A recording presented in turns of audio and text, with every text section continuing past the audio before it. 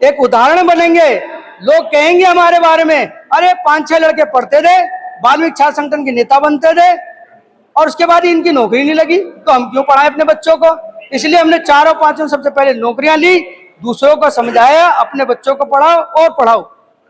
नौकरी लगना बहुत जरूरी नहीं है, लेकिन जब आप अपने बच्चों को पढ़ा दोगे तो एक सभ्य समाज में ले जाकर उसको खड़ा कर दोगे। दोस्तों, एक रोणी से काम नहीं चलेगा, हमें ऐसी कम से कम 500 रोणी चाहिए, जब जाके इस समाज का उद्धार होगा, तब जाके इस आरक्षण को हम ले पाएंगे। दूसरा समाज ने अपनी बहन बेटी निकाली, एक मायावती निकाली, और उस मायावती ने कितनी मायावती पैदा कर दी। आज आपके बीच में एक बेटी बैठी है, इसका साथ दो और दिल से साथ दो। अगर ऐसा साथ नहीं दे सकते, कम से कम खड़े होकर हु तो कर सकते हो। मेरा समाजवादी पार्टी से कोई रोना नहीं है, मेरा समाजवादी पार्टी से कोई रोना नहीं है। फिर कह रहा हूं मैं, मेरा रोना सिर्फ ये है कि हम जिस कम्युनिटी के खिलाफ लड़ रहे हैं आज आरक्षण के लिए, वही कम्युनिटी हम मजबूत कर रहे हैं। यहाँ गाजियाबाद में जो फैसला होता है वाल्मीकि समाज करता है, जिसकी तरफ वाल्मीकि समाज जाएगा वो पार्टी जीतती है हमेशा से, ये इतिहास रहा है हमारा।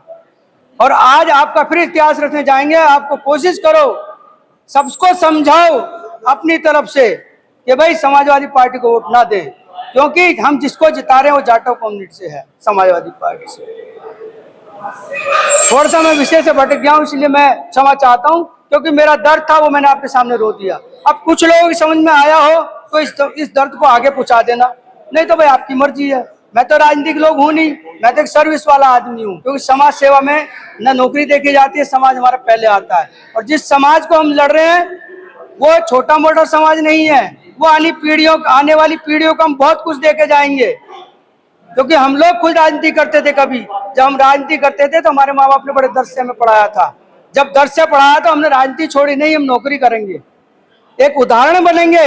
लोग कहेंगे हमारे बारे में, अरे 5-6 लड़के पढ़ते थे, वाल्मीकि छात्र संगठन के नेता बनते थे और उसके बाद इनकी नौकरी नहीं लगी, तो हम क्यों पढ़ाएं अपने बच्चों को। इसलिए हमने 4 और 5 सबसे पहले नौकरियां ली, दूसरों को समझाया, अपने बच्चों को पढ़ाओ और पढ़ाओ। नौकरी लगना बहुत जरूरी नहीं है, लेकिन जब आप अपने बच्चों को पढ़ा दोगे तो एक सभ्य समाज में ले जाकर उसको खड़ा कर दोगे। एक सभ्य समाज में आप उसका एक इंसान बना दोगे, पढ़ेगा लिखेगा, आगे कुछ जाएगा, उसको समझ आएगी। कुछ नहीं तो राजनीति भी करेगा, तो पढ़ा लिखा तो होना चाहिए। तो सबसे पहले हमारे सामने शिक्षा का महत्व पड़ता है, और ये जो आंदोलन हम चल रहे हैं लेकर के, आप इसको महत्वपूर्ण मानकर चलें। आप ये ना सोचें हम संख्या में कम है, संख्याओं की गिनती नहीं होती जब आंदोलन होते हैं, बलिदानों की गिनती होती है।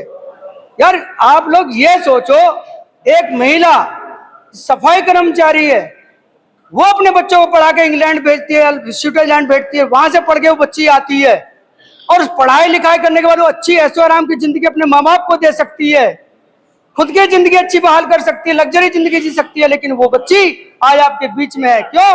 क्योंकि उसको समाज का दर्द मालूम है, उसको पता है कि किस कारण से कैसे कैसे करके मैं यहाँ पहुंची हूँ। तो इसलिए वो चाहती है कि आप में से निकल के आए बच्चे, आप अपने बच्चों को यूके भेजें, अमेरिका भेजें पढ़ने के लिए, उनको आगे बढ़ाएं। ये तो मूवमेंट एक बहाना है, बाकी इस बच्ची का ध्येय यहाँ से शिक्षा का वो प्रचार करके बच्चों को बाहर शिक्षा देना है। क्योंकि एक रोणी से नहीं काम चलेगा दोस्तों, एक रोणी से काम नहीं चलेगा, हमें ऐसी कम से कम 500 रोणी चाहिए, जब जाके इस समाज का उद्धार होगा, तब जाके इस आरक्षण को हम ले पाएंगे। आज हम जो आरक्षण कर रहे हैं, लोग खा गए मलाइयां, क्यों? क्योंकि हम कमजोर थे। कल तक वो में बड़ा भाई कहते थे, 1996 तक हम उसके बड़े भाई थे, लेकिन 96 के बाद हम भाई जी हो गए और आज वो बड़े भाई जी हो गए। तो ये सोचो इसका कारण क्या था कि वो शिक्षित है। क्योंकि जो कहते हैं भाई, जो शिक्षित होगा वही दाढ़ेगा। अगर आज मैं मंच से बोल रहा हूं, ये 2 शब्द बोल रहा हूं, शिक्षा के कारण बोल रहा हूं। जो मेरे माँ बाप ने मुझे सफाई कर्मचारी से पढ़ाया, उसका रिजल्ट मैंने उनको दिया कि मैंने नौकरी की, पहले समाज सेवा की उसके बाद में, क्योंकि समाज मेरे लिए सबसे पहले है। तो आपसे सबसे निवेदन है, अपने अपने बच्चों को पढ़ाइए, और जो ये बच्चे लेके मूवमेंट चलिए इसका साथ दीजिए। लेकिन यहाँ जो आयोजक हैं उनसे भी निवेदन करूंगा कि कम से कम कम्युनिकेशन गैप ना छोड़ें। मैं रोणी जी के साथ हूं, मैं रोणी जी के साथ हूं, ऐसे कहने से काम नहीं चलेगा। करके दिखाइए, बताइए लोगों को कि हम यहाँ मूवमेंट में इसमें जा रहे हैं। खाली लगने से कुछ नहीं होगा, खड़े खड़े उनसे कुछ नहीं होगा। एक नारा देना होगा, लिख लो घर से बाहर। ये जो बहन बेटियां हमने घूंघट में छिपा रखी हैं, अगर आज इन्हें घूंघट में हम न रखते तो आइए हम मंच पर सारी बैठी हुई होती, ये मंच खाली ना होता, ये कुर्सियां खाली ना होती। निकालिए अपनी बहन बेटी को घर से बाहर। भाई बहू भी तो हमारी बेटियां हैं।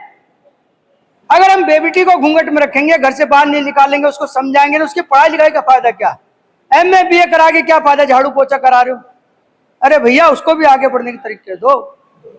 दूसरा समाज ने अपनी बहन बेटी निकाली, एक मायावती निकाली, और मायावती ने दिन कितनी मायावती पैदा कर दी। आज आपके बीच में एक बेटी बैठी है, इसका साथ दो और दिल से साथ दो।